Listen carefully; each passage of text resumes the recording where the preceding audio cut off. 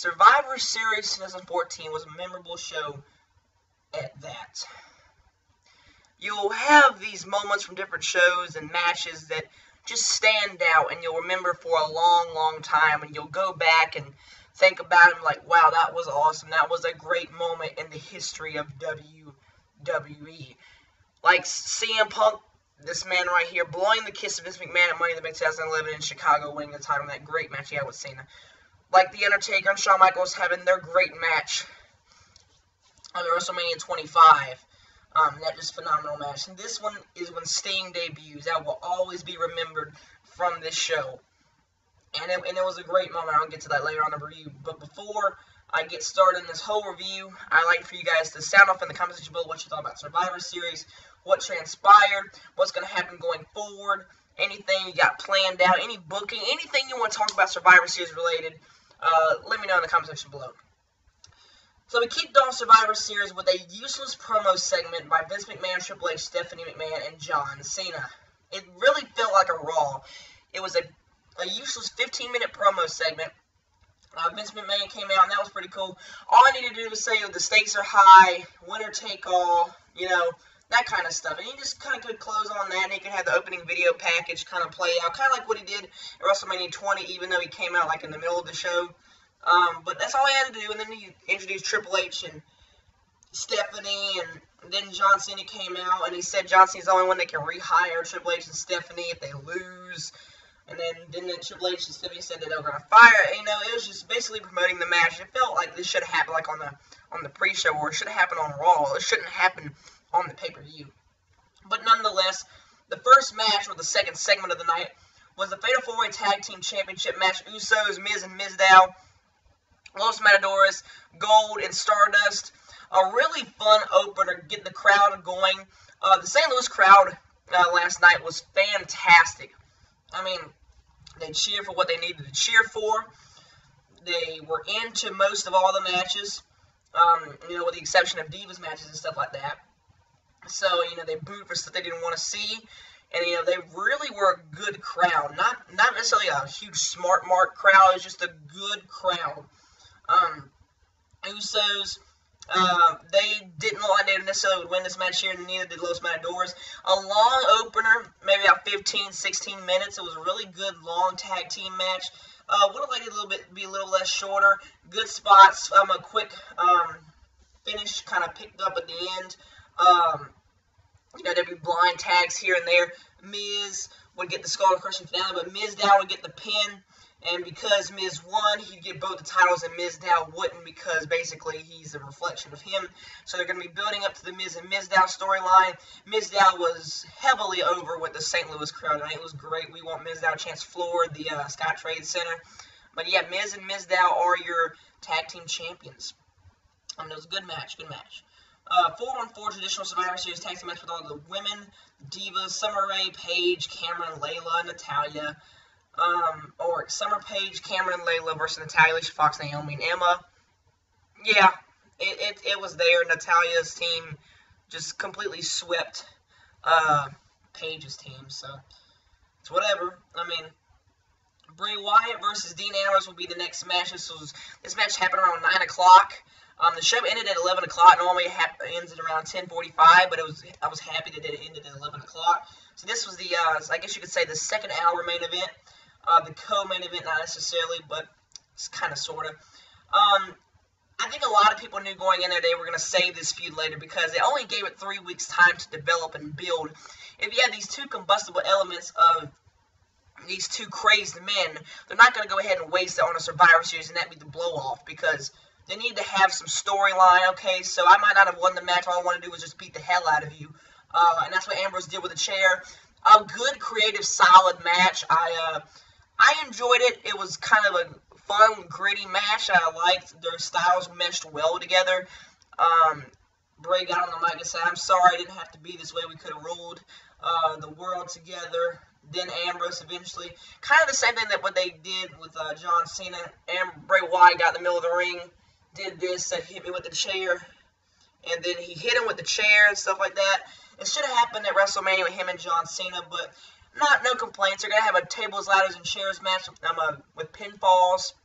Had tables, ladders, and chairs. How ironic. You would never have guessed it. But yeah, good solid match. They didn't go, into third gear. They didn't crank it up 10, 15 notches. They went kind of medium paced.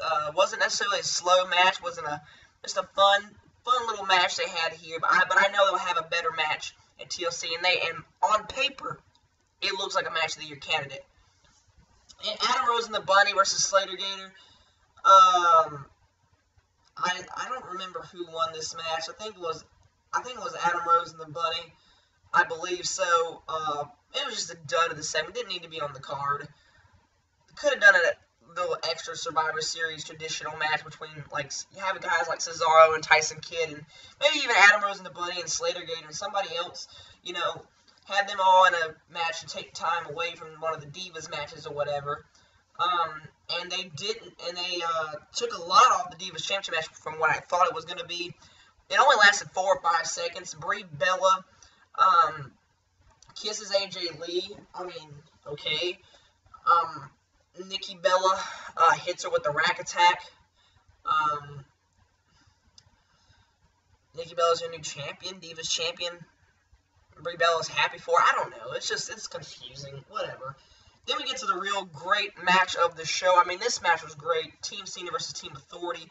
I actually did a great job as a reviewer and write down the order chronologically of what they got eliminated. So yeah, I'll just go ahead and go through it. So the match started off, I believe it was between Big Show and Mark Henry. Mark Henry was getting pumped up, fired up by Triple H. Knockout punch. And that would be the start of the match, 1, 2, 3. Then other people would come in. Then the first person eliminated off of Team Cena was Ryback. So they devoted all this time, and this is my only really complaint of this match. They built Ryback up. And I didn't want Ryback to be the sole survivor or anything like that. I'm not complaining about that, but it's the only little gripe I have here. Maybe I'm just too nitpicking, I guess. But they had Ryback. They built all this time up and effort into him. They made him look like a complete joke by getting him eliminated by Seth Rollins via curb stomp, but Kane pinned him. I didn't get the nonsense of having Ryback go out first. I would have expected Roman. But yeah, Rusev was eliminated next, not via pinfall, which is a very good booking decision there. Rusev was about to take down Ziggler, and they took out Ziggler, kind of isolating him from the team, and just simply had him not able to tag anybody, and then they had Rusev go on the table and do a big splash on the Spanish announce table, but Ziggler moved out of the way. Rusev would not be able to get back in the ring at count of 10. So Rusev has not been pinned yet, and he's been counted out. So it was just a good way to get Rusev eliminated without hurting his character whatsoever. Rowan would be eliminated. Then after that, so after they lose Rowan, we're down basically. It's 3-3. Big Show, Cena. Big Show would come in. Cena would be standing up. Big Show would KO Cena. I like what they did here. I'm not all for a Big Show heel turn. I kind of thought it was a little unnecessary, but to not have Cena as the sole survivor was definitely a good job in creating a star here. Ziggler was kind of already getting a lot of momentum, and they were really putting a lot of effort in this guy, making him very resilient and a tough guy. And they just really had it rolling in this match and stuff like that. So they had Cena eliminated by the Big Show. Big Show left, so now it's down 1-on-3. So it's Kane and Ziggler. Then Ziggler zigzags Kane eventually. 1, 2, 3. Then Harper gets rolled up by Ziggler. 1, 2, 3. So Ziggler's already eliminated 2 people. Then Rollins would come in. They'd have some good back and forth and stuff like that. And then you could really see, I really see the tide shifting in the WWE. And I can see they're going on a youth movement, kind of like the new generation. And I'm really liking that. And they really were pushing Ziggler hard in this match. So basically they had Ziggler and Rollins going back and forth. Eventually Ziggler looked like he was going to win 1-2. Then Triple H takes him out of the ring. Ziggler looked really, really good in this match. And then they had another referee come down. Triple H broke up the pin again. And then Triple H would take down Ziggler, put Rollins down, and then they bring Scott Armstrong in the ring. 1, 2, and then you'd hear this raven crow, and then you hear another sound of it, and then you see these, like, flashes of Sting's face and different, like, trees and stuff like that on the Titantron. It was just great. My phone is ringing. Hopefully someone will answer that soon, because I'll have ADD, and I need to answer it soon. Come on, answer the phone.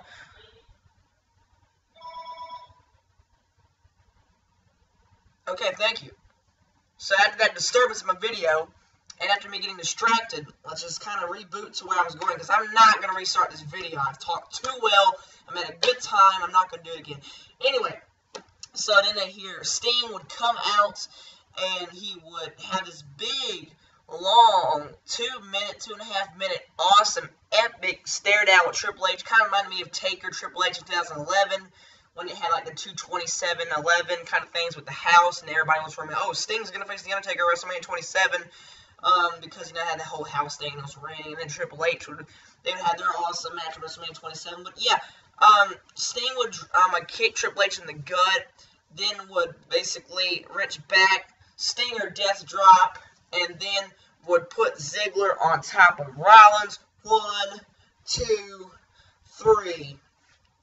There you go. You made Ziggler look very good. The Authority is out of power. It's going to be very interesting to see what happens on Raw tonight. It's going to be a fantastic turn of events now. Are they going to do Sting versus Triple H at WrestleMania 31? They're going to do Sting versus The Undertaker.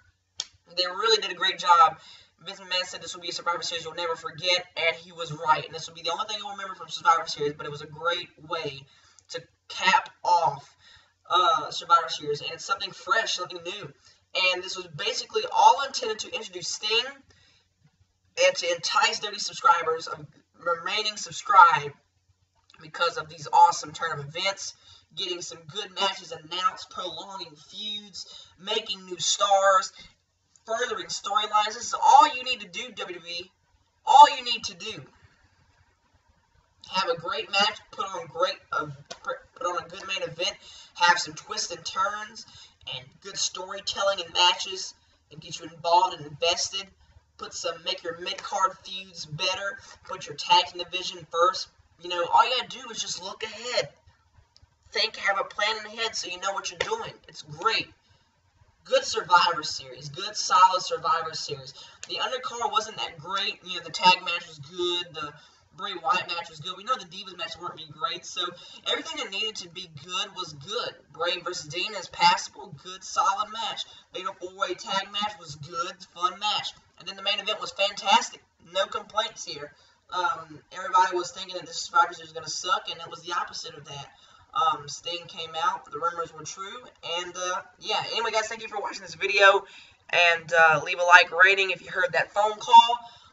That phone ringing that annoyed the piss out of me. But, yeah, that's all you gotta do. Like if you heard the phone or whatever you want to do.